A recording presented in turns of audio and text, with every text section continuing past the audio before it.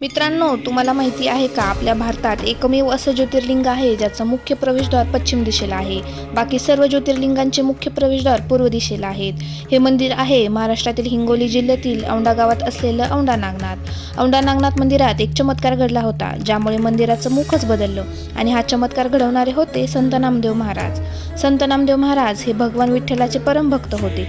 एकदा ते औंढा नागनाथ मंदिरात भगवान शिवाचे दर्शन घेण्यासाठी आले, पण त्या काळात नामदेव महाराजांना मंदिरात प्रवेश न करण्यात आला, कारण ते खालच्या जातीचे आहेत अशी समजूत होती.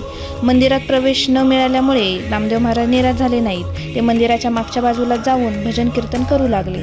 त्यांची भक्ती इतकी प्रामाणिक आणि शक्तिशाली होती की चमत्कार घडतो. अचानक संपूर्ण मंदिराचं मुख्य प्रवेशद्वार फिरून संत नामदेव महाराज जिथे भजन करत होते त्या दिशेला वळलं. हा चमत्कार पाहून सर्वजण थक्क झाले आणि तेव्हापासून मंदिराचं मुख्य प्रवेशद्वार मागच्या बाजूला असल्याचं मानलं जातं. मात्र नंदी आहे त्या जागेवर राहिला आणि त्यामुळे हे एकमेव असं शिवलिंग आहे जिथे नंदी मंदिराच्या मागच्या बाजूला आहे. असेच अजून नवनवीन व्हिडिओ पाहण्यासाठी आपल्या चॅनलला सबस्क्राईब करा. थँक्यू.